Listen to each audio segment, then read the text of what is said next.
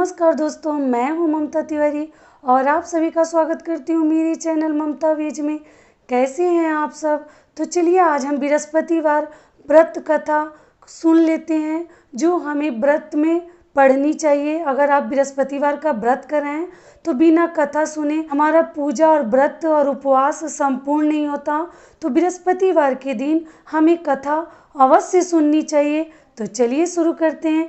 इससे पहले अगर आपको मेरा वीडियो पसंद आता है तो प्लीज़ आप मेरे चैनल को सब्सक्राइब कर दीजिए, बेल आइकन को प्रेस कर दीजिए, जिससे मेरे वीडियो के नए नोटिफिकेशन आप तक सबसे पहले पहुँचे। तो चलिए शुरू करते हैं। अथ श्री बृहस्पतिवार व्रत कथा। भारतवर्ष में एक प्रतापी और दानी राजा राज्य करता था। वह नित्य दिन गरीबों और ब्राह्मणों की सहायता किया करता था। यह सब बातें उसकी रानी को अच्छी नहीं लगती। वह न व्रत करती, न गरीबों को दान देती और न ही भगवान की पूजन करती थी, और राजा को भी ऐसा दान देने से मना किया करती थी। एक दिन राजा शिकार खेलने वन को गए हुए थे तो रानी महल में अकेली थी। उसी समय बृहस्पति देव साधु वेश में राजा के महल में भिक्षा के लिए गए और भिक्षा मांगी तो रानी भिक्षा देने से इनकार कर दिया और कहा, हे साधु महाराज, मैं तो इस दान पुण्य से तंग आ गई हूँ। मेरे पति सारा धन लुटाते रहते हैं। मेरी इच्छा है कि हमारा सारा धन नष्ट हो जाए, फिर न रहेगा बांस न बजेगी बांसुरी। साधु ने कहा, देवी तुम तो बड़ी विचित्र हो। संतान और धन तो सभी चाहते हैं, पुत्र और लक्ष्मी तो पापी के घर में भी होने चाहिए। यदि तुम्हारे पास अधिक धन है तो भूखे मनुष्यों को भोजन दो, प्यासों को प्याऊ बनवाओ, मुसाफिरों के लिए धर्मशाला खुलवाओ। जो निर्धन अपनी कुंवारी कन्याओं का विवाह नहीं कर सकते उनका विवाह करा दो। हम हैं जिनके करने से तुम्हारा यश लोक परलोक में फैलेगा। परंतु रानी पर उपदेश का कोई प्रभाव नहीं पड़ा। वह बोली, महाराज आप मुझे कुछ न समझाएं, मैं ऐसा धन नहीं चाहती जो हर जगह बांटती फिरूं। साधु ने उत्तर दिया, यदि तुम्हारी ऐसी इच्छा है तो यथास्तु, तुम ऐसा ही करना। बृहस्पतिवार के दिन घर को मिट्टी से लीप कर अपने सिर को धोकर स्नान करना। राजा को कहना कि वो हजामत करवाएं। ऐसा करने से आपका सारा धन नष्ट हो जाएगा। इतना कहकर साधु वहां से अंतर्ध्यान हो गए। साधु के अनुसार कई बातों को पूरा करते हुए रानी को केवल 3 बृहस्पतिवार ही बीते थे कि उसकी समस्त धन संपत्ति नष्ट हो गई। भोजन के लिए राजा का परिवार तरसने लगा। एक दिन राजा ने रानी से बोला कि हे रानी, तुम यहीं रहो, मैं दूसरे देश को जाता हूँ, क्योंकि यहाँ पर सभी लोग मुझे जानता है, इसलिए मैं कोई छोटा कार्य नहीं कर सकता। ऐसा कहकर राजा प्रदेश चला गया। वहाँ वह जंगल को जाता, लकड़ी काट कर लाता और शहर में बेचता था। इस तरह वह अपना जीवन व्यतीत करने लगा। इधर राजा के प्रदेश जाने से रानी और दासी दुखी रहने लगी। एक बार जब रानी और दासी को 7 दिन तक बिना भोजन के रहना पड़ा तो रानी ने अपने दासी से कहा, हे दासी, पास ही के नगर में मेरी बहन रहती है, वह बड़ी धनवान है। तू उसके पास जा और कुछ खाने के लिए ले आ, ताकि थोड़ी बहुत गुजर बसर हो जाएगी। दासी रानी के बहन के पास गई। उस दिन गुरुवार था और रानी की बहन जो थी उस समय बृहस्पतिवार की कथा सुन रही थी। दासी ने रानी की बहन को अपनी रानी का संदेश दिया, लेकिन रानी की बड़ी बहन ने कोई उत्तर नहीं दिया। जब दासी को रानी की बहन से कोई उत्तर नहीं मिला, वह बहुत दुखी हुई और उसे क्रोध आया। दासी ने वापस आकर रानी को सारी बात बता दी। सुनकर रानी ने अपने भाग्य को कोसा। उधर रानी की बहन ने सोचा कि मेरी बहन की दासी आई थी, परंतु मैं उससे नहीं बोली, इससे वह बहुत दुखी हुई होगी।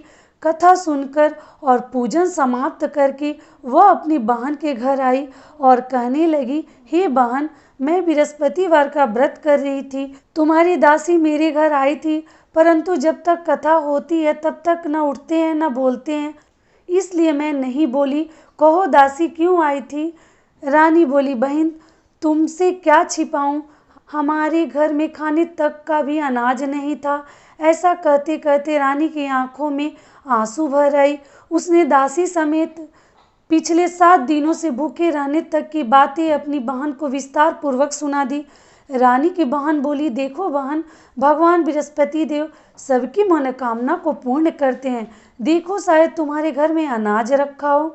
पहले तो रानी को विश्वास नहीं हुआ, पर बहन की आग्रह करने पर उसने अपने दासी को अंदर भेजा तो सचमुच अनाज से भरा हुआ एक घड़ा मिला। यह देखकर दासी को बड़ी हैरानी हुई। दासी ने रानी से कहा, हे रानी, जब हमको भोजन नहीं मिलता तो हम रोज ही व्रत करते हैं, इसलिए क्यों ना इनसे व्रत और कथा की विधि पूछ ली जाए ताकि हम भी व्रत कर सकें। तब रानी ने अपनी बहन से बृहस्पतिवार का व्रत के बारे में पूछा। उसकी बहन ने बताया, बृहस्पतिवार के व्रत के दिन चने की दाल, गुड़ और मुनाका से विष्णु भगवान का केले की जड़ में पूजन करें तथा दीपक जलाएं, व्रत कथा सुने और पीला भोजन करें, पीला वस्त्र पहने। इससे बृहस्पति देव प्रसन्न होते हैं। व्रत और पूजन विधि बताकर रानी की बहन अपने घर लौट आई। 7 दिन के बाद जब गुरुवार आया तो रानी और दासी ने व्रत रखा। घुड़साल में जाकर चना और गुड़ लेकर आई, फिर उससे केले की जड़ तथा विष्णु भगवान का पूजन किया। अब पीला भोजन कहाँ से आए, इस बात को लेकर दोनों बहुत दुखी थी। चूंकि उन्होंने व्रत रखा था, इसलिए बृहस्पति देव उनसे प्रसन्न थे।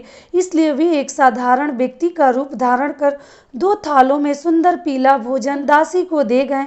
भोजन पाकर दासी बड़ी प्रसन्न हुई और रानी से बोली, चलो रानी जी भोजन कर लो। और फिर रानी के साथ मिलकर भोजन किया। उसके बाद वे सभी गुरुवार को व्रत और पूजन करने लगी।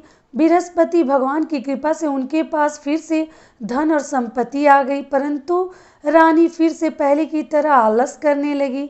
तब दासी बोली, देखो रानी, तुम पहले भी इसी प्रकार आलस करती थी, तुम्हें धन रखने में कष्ट होता था, इस कारण सभी धन नष्ट हो गया।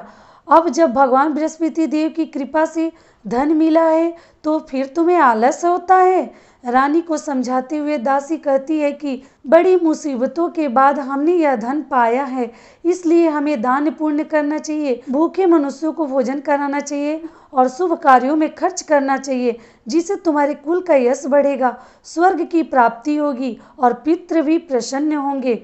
दासी की बात मानकर रानी अपना धन शुभ कार्यों में खर्च करने लगी, जिससे पूरे नगर में यश फैलने लगा। उधर राजा एक दिन दुखी होकर जंगल में पेड़ के नीचे आसन जमा कर राजा बैठ गए। वह अपनी दशा को याद करके व्याकुल होने लगे। बृहस्पतिवार का दिन था। एकाएक उसने देखा कि निर्जन वन में एक साधु प्रकट हुए। वह साधु वेश में स्वयं बृहस्पति देवता थे। लकड़हारे के सामने आकर बोले, हे लकड़हारे, तुम इस सुनसान जंगल में किस चिंता में बैठे हो, मुझको बतलाओ। लकड़हारे ने दोनों हाथ जोड़कर प्रणाम किया और उत्तर दिया, हे महात्मा जी, आप सब कुछ जानते हो, मैं क्या कहूँ। यह कहकर रोने लगे और साधु को अपनी आत्मकथा सुनाई। महात्मा जी ने कहा, तुम्हारी स्त्री ने बृहस्पति देव का अपमान किया था, निरादर किया था। अब तुम चिंता को दूर करके मेरे कहने पर चलो तो तुम्हारे सब कष्ट दूर हो जाएंगे और भगवान पहले से भी अधिक संपत्ति देंगे तुम्हें। तुम बृहस्पतिवार के दिन कथा किया करो। 2 पैसे के चने मुनाका लाकर उसका प्रसाद बनाओ और शुद्ध जल से लोटे में शक्कर मिलाकर अमृत तैयार करो। कथा के पश्चात अपने सारे परिवार और सुनने वाले प्रेमियों में अमृत का प्रसाद बांटकर आप भी ग्रहण करो। ऐसा करने से भगवान तुम्हारी सब मनोकामनाएं पूर्ण करते हैं। साधु के ऐसे वचन सुनकर लकड़हारा बोला, हे प्रभु, मुझे लकड़ी बेचकर इतना पैसा नहीं मिलता जिससे भोजन के उपरांत कुछ बचा सकूं। मैंने रात्रि में अपनी रानी को व्याकुल देखा है, मेरे पास कुछ भी नहीं है जिससे मैं उसकी खबर मंगा सकूं। साधु ने कहा, हे लकड़हारे, तुम किसी बात की चिंता मत करो। बृहस्पतिवार के दिन तुम रोजाना की तरह लकड़ियां लेकर शहर को जाओ। तुमको रोज से दुगुना धर्म प्राप्त होगा, जिससे तुम भली भांति भोजन कर लोगे तथा बृहस्पति देव की पूजा का सामान भी मिल जाएगा। इतना कहकर साधु अंतर ध्यान हो गए। धीरे धीरे समय व्यतीत होने पर फिर वही बृहस्पतिवार का दिन आया। लकड़हारा जंगल से लकड़ी काटकर किसी शहर में बेचने गया। उसे उस दिन से अधिक पैसा मिला। राजा ने चना गुड़ आदि लाकर गुरुवार का व्रत किया। उस दिन उसके सभी कलेश दूर हो गए। परंतु जब दोबारा गुरुवार आया तो बृहस्पतिवार का व्रत करना भूल गया। इस कारण बृहस्पति भगवान नाराज हो गए। उस दिन उस नगर के राजा ने विशाल यज्ञ का आयोजन किया तथा शहर में घोषणा करा दी कि कोई भी मनुष्य अपने घर में न भोजन बनावे न आग जलावे। समस्त नागरिक मेरे यहाँ भोजन करने आवे। इस आज्ञा को जो न मानेगा उसके लिए फांसी की सजा दी जाएगी। इस तरह की घोषणा संपूर्ण नगर में करवा दी गई। राजा की आज्ञा अनुसार शहर के सभी लोग भोजन करने गए, लेकिन लकड़हारा कुछ देर से पहुंचा, इसलिए राजा उसको अपने साथ लिवा ले गए और ले जाकर भोजन करा रहे थे कि रानी की दृष्टि खूंटी पर पड़ी जिस पर उनका हार लटका हुआ था। वह हार वहां दिखाई नहीं दिया। रानी ने निश्चय किया कि मेरा हार इस मनुष्य ने चुरा लिया है और उसी समय सिपाहियों को बुलाकर कारागार में डलवा दिया। जब राजा कारागार में पड़ गया और बहुत दुखी होकर विचार करने लगा कि न जाने कौन से पूर्व जन्म के कर्म से मुझे यह दुख प्राप्त हुआ, और उसी साधु को याद करने लगा जो जंगल में मिला था। उसी समय तत्काल बृहस्पति देव एक साधु के रूप में प्रकट हो गए और उसकी दशा को देखकर कहने लगे, अरे मूर्ख, तूने बृहस्पति देव की कथा नहीं कही थी, इस कारण तुझे दुख प्राप्त हुआ। अब तू चिंता मत कर। बृहस्पतिवार के दिन कारागार के दरवाजे पे 4 पैसे मिलेंगे, उनसे तुम बृहस्पति देव की पूजा करना, तेरे सभी कष्ट दूर हो जाएंगे। बृहस्पतिवार के दिन उसे 4 पैसे मिले। लकड़हारे ने कथा कही। उसी रात्रि को बृहस्पति देव ने उस नगर के राजा को स्वप्न में कहा, हे राजा, तुमने जिस आदमी को कारागार में बंद कर दिया है वह निर्दोष है, वह राजा है, उसे छोड़ देना। रानी की हार उसी खूंटी पर लटका हुआ है। अगर तू ऐसा नहीं करेगा तो मैं तेरे राज्य को नष्ट कर दूंगा। इस तरह रात्रि के स्वप्न को देखकर राजा प्रातःकाल उठा और खूंटी पर हार देकर लकड़हारे को बुलाकर क्षमा मांगी तथा लकड़हारे को योग्य सुंदर वस्त्र आभूषण देकर विदा किया। बृहस्पति देव की आज्ञा अनुसार लकड़हारा अपने घर को चल दिया। जब राजा अपने नगर के निकट पहुंचा तो उसे बड़ा आश्चर्य हुआ। नगर में पहले से अधिक बाग, तालाब, कुएं तथा बहुत सी धर्मशालाएं, मंदिर आदि बन गई थी। राजा ने पूछा, ये किसका बाग और धर्मशाला है? तब नगर के सब लोग कहने लगे कि ये रानी और वादी के हैं। तो राजा को आश्चर्य हुआ और गुस्सा भी आया। जब रानी ने यह खबर सुनी कि राजा आ रहे हैं तो उन्होंने वादी से कहा कि हे दासी, देख, राजा हमको कितनी बुरी हालत में छोड़ गए थे, वो हमारी ऐसी हालत देखकर लौट न जाए, इसलिए तू दरवाजे पर खड़ी हो जा। रानी की आज्ञा अनुसार दासी दरवाजे पर खड़ी हो गई और जब राजा आए तो उन्हें अपने साथ लिवा आई। तब राजा ने क्रोध करके अपनी तलवार निकाली और रानी से पूछने लगे कि बताओ, तुम्हें यह धन कैसे प्राप्त हुआ? तब रानी ने कहा कि यह सब धन हमें बृहस्पति देव के प्रभाव से प्राप्त हुआ। तब राजा ने निश्चय किया कि 7 रोज बाद सभी बृहस्पति देव का पूजन करते हैं। प्रतिदिन मैं दिन में 3 बार कहानी कहा करूंगा और व्रत किया करूंगा। अब हर समय राजा के दुपट्टे में चने की दाल बंधी रहती। दिन में 3 बार कहानी कहता। एक रोज राजा ने विचार किया कि चलो अपनी बहन के यहाँ से हो आवे। इस तरह निश्चय कर राजा घोड़े पर सवार हो अपनी बहन के घर चलने लगा। मार्ग में उसने देखा कुछ आदमी मुर्दे को लिए जा रहे तो उन्हें रोककर राजा कहने लगा, अरे भाइयों, मेरी बृहस्पतिवार की कथा सुन लो। वे बोले, लो, हमारा तो आदमी मर गया है और इसको कथा को पढ़ी है। परंतु कुछ आदमी बोले, अच्छा कहो, हम तुम्हारी कथा सुनेंगे। राजा ने दाल निकाली और जब कथा आदि हुई कि मुर्दा हिलने लगा और जब कथा समाप्त हो गई तो वह मनुष्य राम राम करके खड़ा हो गया। आगे मार्ग में उसे एक किसान खेत में हल चलाता हुआ मिला। राजा ने उससे देखा और पूछा, अरे भैया, मेरी बृहस्पतिवार की कहानी सुन लो। किसान बोला, जब तक मैं तेरी कथा सुनूंगा तब तक 4 हरैया जोत लूंगा, तू अपनी कथा किसी और को सुनाना। इस तरह राजा आगे चलने लगा। राजा के हटते ही बैल पछाड़ खाकर गिर पड़े तथा किसान के पेट में बहुत जोर से दर्द होने लगा। उस समय उसकी माँ रोटी लेकर आई। उसने जब यह देखा तो अपने पुत्र से सभी हाल पूछा तो बेटे ने सभी हाल कह दिया। तो बुढ़िया दौड़ी घुड़सवार के पास गई और कहने लगी कि तू अपनी कथा मेरे खेत पर चलकर कहना, मैं तेरी कथा सुनूंगी। तब राजा ने बुढ़िया के खेत पर जाकर कथा कही, जिसको सुनते ही किसान के पेट का दर्द भी बंद हो गया और बैल भी उठ खड़े हुए। राजा अपनी बहन के घर पहुंचा। बहन ने भाई की खूब मेहमानी की। दूसरे रोज राजा प्रातःकाल जगा तो वह यह देखने लगा कि सब लोग भोजन कर रहे हैं। राजा ने अपनी बहन से कहा, ऐसा कोई मनुष्य नहीं है जिसने भोजन नहीं किया हो, मेरी बृहस्पतिवार की कहानी सुन ले। बहन बोली, हे भैया, यह देश ऐसा ही है, पहले लोग यहाँ भोजन करते हैं, बाद में कोई अन्य कार्य करते हैं। अगर कोई पड़ोस में हो तो देखाऊं। ऐसा कह वह देखने चली गई, परंतु उसे कोई ऐसा व्यक्ति नहीं मिला जिसने भोजन न किया हो। अतः वह एक कुम्हार के घर में गई जिसका लड़का बीमार था। उसे मालूम हुआ कि उनके यहाँ 3 रोज से किसी ने भोजन नहीं किया। रानी ने अपने भाई की कथा सुनने के लिए कुम्हार से कहा। वह तैयार हो गए। राजा ने जाकर बृहस्पति देव की कथा कही, जिसको सुनकर उसका लड़का ठीक हो गया। अब तो राजा की प्रशंसा होने लगी। एक रोज राजा ने अपनी बहन से कहा, हे बहन, हम अपने घर को जाएंगे, तुम भी तैयार हो जाओ। राजा की बहन ने अपनी सास से कहा। सास ने कहा, हाँ चली जा, परंतु लड़कों को मत ले जाना, क्योंकि तेरे भाई को औलाद नहीं होती है।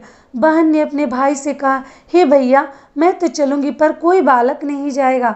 राजा बोला, जब कोई बालक नहीं चलेगा तब तुम ही क्या करोगी। बड़े दुखी मन से राजा अपने नगर को लौट आया। राजा ने अपनी रानी से कहा, हम निर्वंशी राजा हैं, हमारा मुंह किसी को देखने का धर्म नहीं है और कुछ भोजन आदि नहीं किया। रानी बोली, हे प्रभु, बृहस्पति देव ने हमें सब कुछ दिया है, हमें औलाद अवश्य देंगे। उसी रात को बृहस्पति देव ने राजा से स्वप्न में कहा, हे राजा, उठ, सभी सोच को त्याग दे, तेरी रानी गर्भ से है। राजा को यह बात सुनकर बड़ी खुशी हुई। तब 9वें महीने उसके गर्भ से एक सुंदर पुत्र पैदा हुआ। तब राजा बोला, हे रानी, स्त्री बिना भोजन के रह सकती है, परंतु बिना बात कहे नहीं रह सकती। जब मेरी बहन आवे तो तुम उससे कुछ मत कहना। रानी ने सुनकर हाँ कर दिया। जब राजा की बहन ने शुभ समाचार सुना तो बधाई लेकर खुशी से अपने भाई के यहाँ आई। तभी रानी ने कहा, घोड़ा चढ़कर नहीं आई, गधा चढ़कर आई। राजा की बहन बोली, भाभी, मैं इस प्रकार न कहती तो तुम्हें औलाद कैसे मिलती। बृहस्पति देव ऐसे ही है, जैसे जिसकी मन में जो कामनाएं हैं सभी को पूर्ण करते हैं। जो सद्भावना पूर्वक बृहस्पतिवार का व्रत करता है एवं कथा पढ़ता है अथवा दूसरों को सुनाता है, भगवान बृहस्पति देव उसकी सभी मनोकामनाएं पूर्ण करते हैं। एक बार जोर से बोलिए, बृहस्पति देव की जय, विष्णु भगवान की जय।